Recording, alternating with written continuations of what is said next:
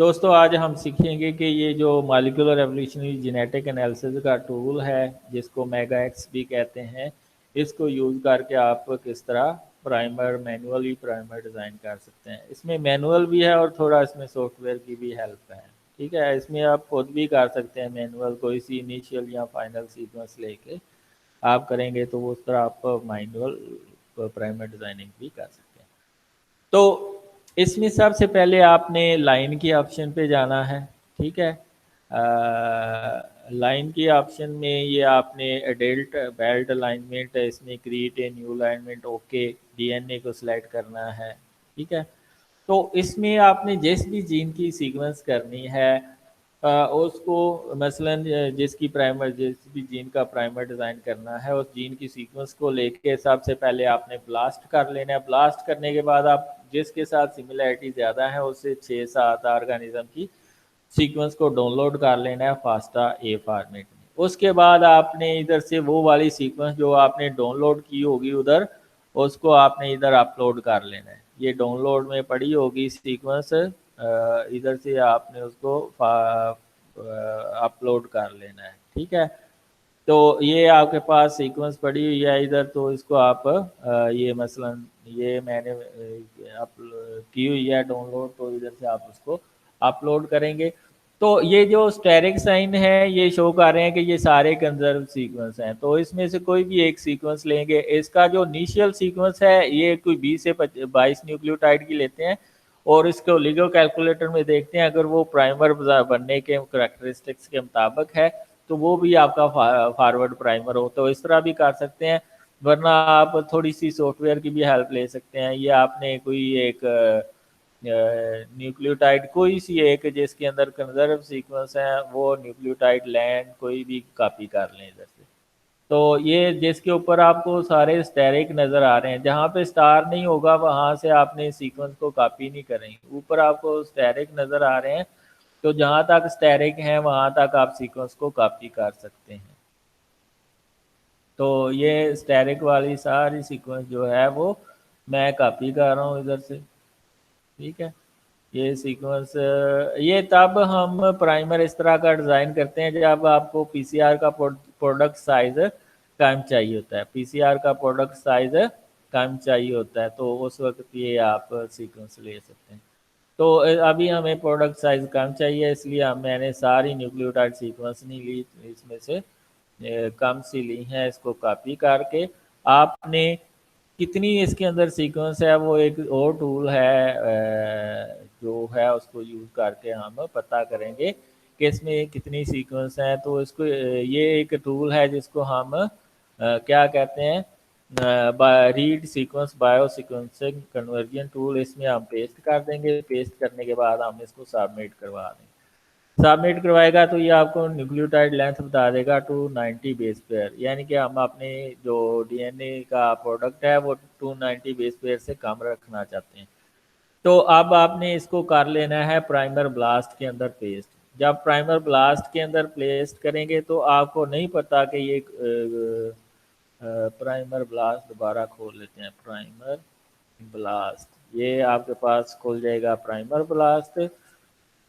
इसमें आपने सीक्वेंस को पुट कर देना है। तो पुट करने के बाद आपने इसमें सीक्वेंस लेंथ जो है वो ख़त्म कर देनी है, क्योंकि आपका प्रोडक्ट साइज़ कम है। ठीक है, इसके अलावा इधर आपने एनआर कर देना है। इसके अलावा आपको ऑर्गेनिज्म का भी नहीं लेट्स सपोज पता, तो वो आप ख़त्म कर देंगे। तो अब आप गेट प्राइमर पे जाएंगे तो ये आपको ऑर्गेनिज्म का नाम भी बता देगा कि किस ऑर्गेनिज्म का ये आपकी सीक्वेंस है। हालांकि आपने ऑर्गेनिज्म तो इधर लिखे ही नहीं, तो वो आपको ऑर्गेनिज्म का जो है बता देगा ये किस ऑर्गेनिज्म की सीक्वेंस है। तो ये चेक के ऊपर आप क्लिक करेंगे तो आपके पास थोड़ी देर में रिजल्ट खुल जाएगा।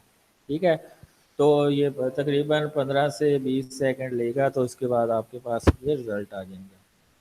ठीक है, तो अभी हम देखते हैं रिजल्ट्स को। तो ये थोड़ी देर में आपके पास रिजल्ट आ जाएंगे।